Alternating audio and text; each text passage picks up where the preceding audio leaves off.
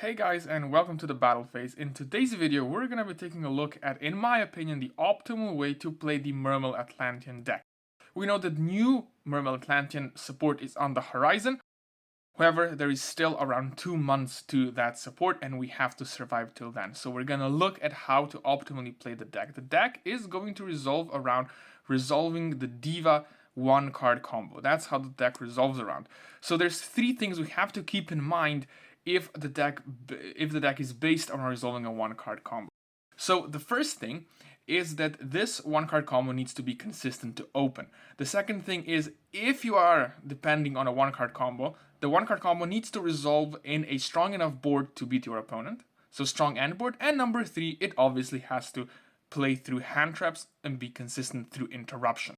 So do keep in mind those 3 things, because the whole deck is built so it revolves around those things. So without further ado, let us then jump right in the deck. So the first card in the deck is clearly the one you've been expecting, and that's 3 copies of Deep Sea Diva. This is the card that generates enough value so that this 1-card combo is viable. So we clearly want to play the 3 copies of Diva. And then the card that comes with it, obviously the 2 copies of Neptubis. And here is already the first, let's say, controversial decision of this deck. We are playing only 2 copies of Neptubis.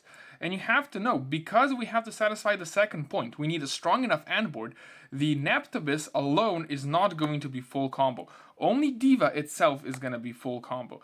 So basically Neptubis we run just because Diva has to summon it. And because it has to summon it from deck, opening one Neptubis would kill our combo, so that's why we have to play 2 Neptubis, otherwise I would play 1. But basically we have to play it like this, just in order to ensure that our 1-card combo resolves. These are kind of like our most important cards. Obviously 3 Diva is not going to be enough, so we play a interesting set of cards to maximize our consistency. And those cards are 3 copies of Pot of Prosperity, the 3 copies of Small World here, and the 3 copies of Deep Sea Aria. Now that is quite a lot of power spells. So if we first talk about Pot of Prosperity first, well, this card will just search you the Diva and search you basically any other card in the deck you need. There's not much to talk about here. Then we have the Small World. The whole deck is built around, so Small World does bridge to Diva as much as possible. And at the end, Aria may be like the most tricky out of them. You need a water in the grave to banish to use it, but the deck is built in a way that it has cards that send waters to the graveyard. You will see that during the profile. But that is 9 cards that are capable of getting to Diva, plus the additional 3 Divas we run. So that together, if we pull on the stats, is 12 out of 40 cards that are going to lead us to Diva, which is 85% chance to open Diva in our opening hand. And this is not counting the various 2-card combos that also get you to Diva, like Taos plus Dragoons or Minstrel plus Dragoons. Both of those 2 cards also get you to Diva without using a normal summon. So that is, in my opinion, a pretty good stat for the 1-card combo. So without that, we can actually take a look at our first statement and we can check it. It's a consistent 1-carder. It's pretty good to say that our Neptubis can actually, via Small World, if you open it, be turned into Diva via Abyss Taos. But more on that later. Now, moving on to the second most important card in the deck, in my opinion, it is the 3 copies of Deep Sea Minstrel. This card is vital to the deck. You can discard this and 1 water, don't forget. That does put a water in the grave in order to trigger Deep Sea Aria, to look at our opponent's hand and banish 1 card out of it. So you will look at his hand and banish the hand trap. This will help us play through opponent's interruption. And you ideally want to open this or Diva. And why these 3 spells, Small World, the Aria, and then the Pot of Prosperity, are so good is because they can search either card. They can search either the Minstrel or the Diva, depending on which one you want. And ideally, you will probably want to have both of these in your opening hand. So Minstrel is, out of that point, just so strong, and we want to see it through every opening hand. And if you do open Neptibus, right, in your hand, you can again use Small World, revealing Abyss Tails in the deck to go to your Minstrel. So this guy can basically get you to Minstrel or Diva with Small World. Also, don't forget that Minstrel and Diva can, using Small World, change themselves from one into another. For instance, if you open to Minstrel, well, Minstrel can be changed into Diva via Small World through the bridge of Abyss Tails, and the same happens if you open multiple of Diva.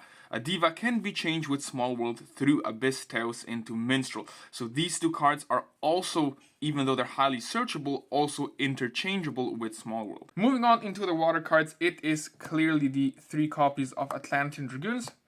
This is the card that allows for the combo, but also gets some good 2-card combinations that, without using normal summon, get you to your Diva or Minstrel. He searches any Sea Serpent, so that could also be Minstrel, not just Diva. Again, adding a lot of consistency into the deck. Dragoons is also really good because he can, with Small World, either get you to Diva, revealing Abyss Tails, or get you to Minstrel, also revealing Abyss Tails.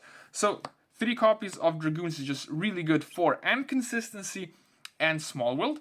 And then the second really influential water we play is the 3 copies of Mermail Abyss Tails. Okay, for its effect, we don't play any targets, so we don't play targets for him. He is here mainly out of 3 reasons. Okay, he is an extender, but that's not as important. It's important that you can discard a water to special him, which means he puts waters in the graveyard for Deep Sea Aria. Plus, it can discard the Atlantean Dragoons that you have in your hand in order to search you Minstrel or Diva. And the third thing is, it is going to be a bridge for Small World for every other card to go into Diva or Minstrel, as you will see. So that's why we play Tails, but I feel like these 6 cards are, you know, your like mandatory other waters that you have to play. Don't forget that Minstrel has to discard another water, so you have to have another water in your hand in order to trigger it, so we do play a pretty higher amount of waters in this deck in order to trigger this. As I said, Diva also needs to result in a strong enough end board, and we will accomplish this by playing a few engine requirements or pseudo bricks. The first one is going to be Mooning Glacia. The card is crazy, as you know. You can special summon it, you have 5 waters in your graveyard, and it mills 2 cards out of your opponent's hand. So instead of your opponent having to deal with your board with 6 cards, he only has 4. So this card is crazy, and you would be probably pretty stupid not to run it. Such a strong ability. And it's searchable of Dragoons. So as we know, in the standard combo, you are going to have 2 searches, right? So the first search is when Neptibus is going to send Dragoons to the graveyard, so that is the first search, and the second is when Bahamut is going to detach a Dragoons and you're going to get a search. You have to search Mooning Glacia with only one of these 2 searches. The deck is made in a way that for full combo, it only requires one of these 2 searches to go through. That means we do not play Lapis Dragon in this deck. And that's really cool, because Lapis Dragon is a very bad brick. Plus, by only needing 1 search, this deck plays into draw very well, and we don't have to worry about draw. Basically, almost don't have to worry about draw at all. While we're on the topic of bricks with Lapis Dragon, it is also very important to mention that this deck does not run the Nimble engine. So there is no Nimble Beaver and no Nimble Angler in this deck. So it saves on a lot of also kind of bricky spots in this deck by avoiding to play those 2 cards in the deck as well. The next brick is going to be the Silhouette Trick. This is the new addition. You can also play the Statue Trap if you desire. This is obviously as targets for the Silhouette Rabbit. We do seamlessly incorporate the Silhouette Rabbit into our combo lines, and that also adds interruption to our end board in terms of Silhouette Trick. So such a nice 1-card interruption. So these are these 2 requirements, and then we also play the Sprite Engine. So we play the 1 copy of Blue, the 1 copy of Jet, and the 1 copy of Double Cross. This engine is extremely strong at this point. It basically heightens the ceiling of the end board by quite a lot. Just access to Blue then actually gets to Jet, gets to Double Cross, and just prints out 2 interruptions basically on its own. Double Cross is so versatile in this deck. You can use each of the 3 effects and they all benefit you.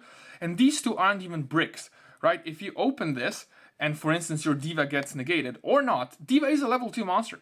So what you can do is you're going to be controlling level 2 monsters. You can just special summon these 2 guys from your hand and keep playing, right? So I think the Sprite package here is just so strong. I think it would be foolish not to run it.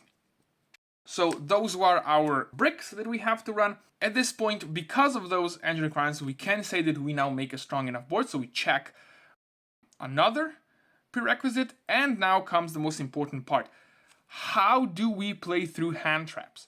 And we play a very big anti-hand trap engine in this deck. Alongside the already mentioned 3 copies of Minstrel, we are also playing 3 copies of Crossout Designator.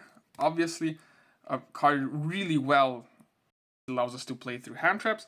And then we also play another interesting pick. We play 3 copies of Suravis.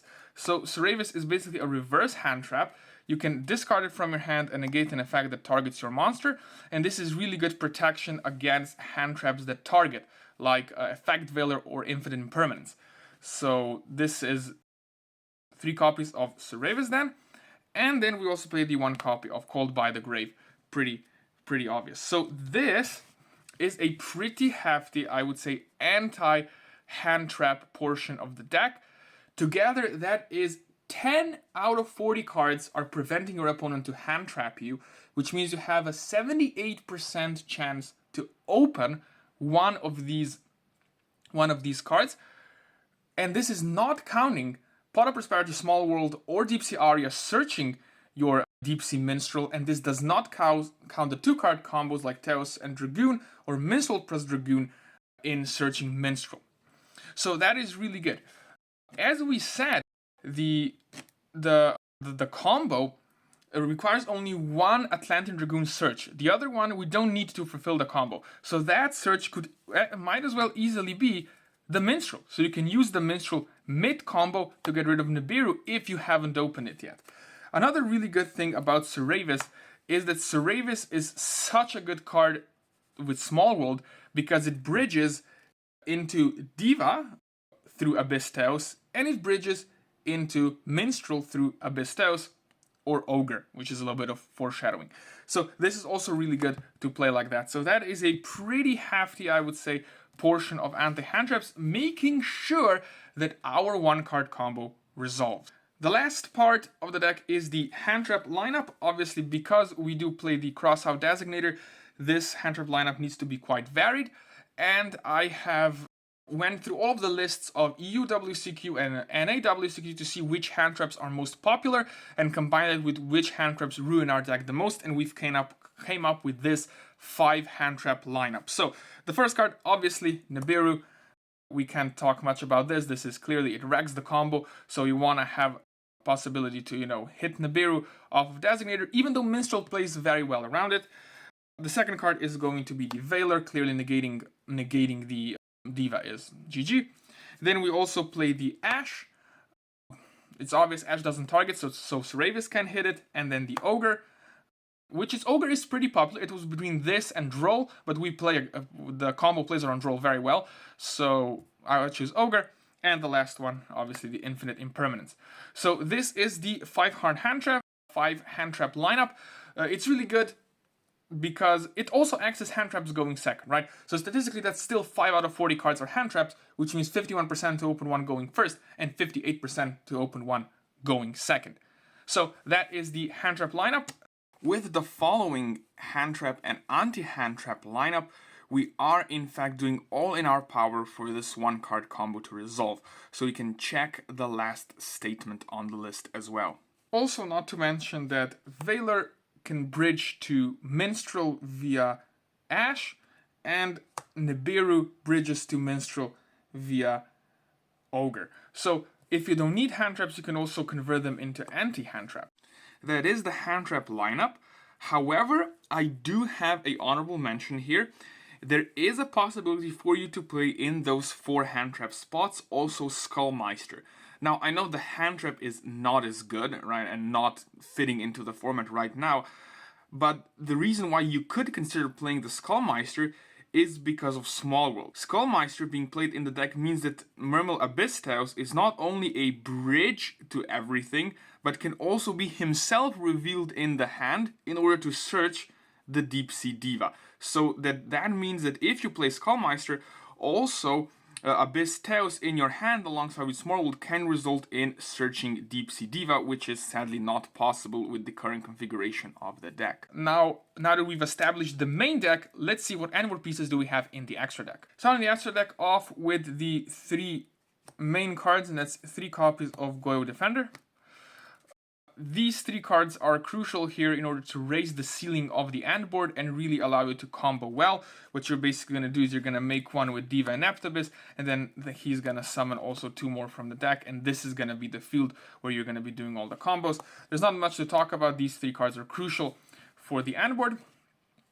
Moving on, we do play the 1 copy of Bahamut Shark plus the 1 copy of Toad for our Xyz. Toad, standard part of the end board, and Bahamut Shark is then made with our links. Moving on, for the remainder of the Xyz is the Sprite package, so 1 copy of Gigantic Sprite that summons out the blue, that summons out the jet, that sets the trap, and then you can overlay both of the sprites into Jin. Jin is a new part of the end board, also allows the sprite trap to then attach to him. So this is the remainder of the Xyz.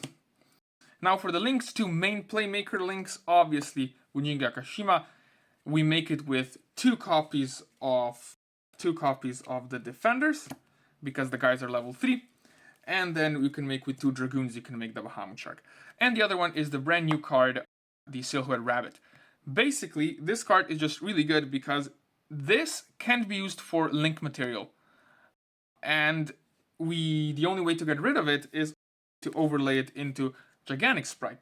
But then you need to make another link too, and usually we made just a blank link too and overlaid it with Ahashima into Gigantic. Now we make Silhouette Rabbit, who actually sets the trick, adds an interruption, and then we can overlay it for Gigantic Sprite and keep playing. So just a free extra interruption. I really love that. For the remainder of the links, we do have the 1 copy of IP Masquerena, part of the end board. Such a strong link, just really adds to the end board. And then the IP Masquerena targets. We play the Nightmare Unicorn or Aspie Little Knight if you have it. Definitely play the Aspie Little Knight if you have it. We also play the IP Masquerena because there's a lot of chances you're going to have extra bodies, more than 1 body that you can use. For instance, if we take a look at the Jin, after it's used its materials, it can easily be used with IP Masquerena. If we take a look at the monster you can steal with Sprite Double Cross, you can use that with IP Masquerena as well. So you're going to have more bodies than just 1, and I think Appaloosa is very good for that. And then we also play the Goddess, because you can and then use one of your opponent monsters to link, and he has to do with the Goddess, right? So I like this lineup. These 3 cards can be used as banishes for Prosperity if you need it, right? Because you're never going to need all 3. So that is this package. And then the final cards in the deck are the follow-up package, right? And the follow-up package, I thought a lot about it and decided to play the 1 copy of Anomi and 1 copy of Zelantis, which I don't currently have on me because I landed it. This is still a very good follow-up slash going second combo, because Coral Anomi locks into waters, locks both players basically into waters for the turn. Zelantis banishes the whole board, and he can't special summon back his board from banished because they're not waters. So basically wipes the board, banishes the whole board of our opponent, and it only requires 3 bodies to make, because you need 2 bodies to make Anomi. Anomi reborns 1 back from the grave, so then you need just 1 more in order to go into Zelantis. It's 3 bodies for a full board wipe, and it can be easily assisted with your anti-handtrap engine to make sure it resolves. Right, so that's really strong. And by the way, because Toad's first effect, right, when sent to the grave, it's gonna get you back your Diva, and you can get the Diva back off of the second Dragoon search that you don't use anyway, so we're gonna have the Diva in hand. Diva special summons 1, you just need 1 additional body, and you make this follow-up play. That's really good. And that is it. This is, in my opinion, the optimal way to play this deck. the whole deck revolves around that famous one card diva combo, and you can check it in the combo tutorial. It's also going to be posted on the channel. Thank you guys for watching. Don't forget to like and subscribe, and I'll see you next time.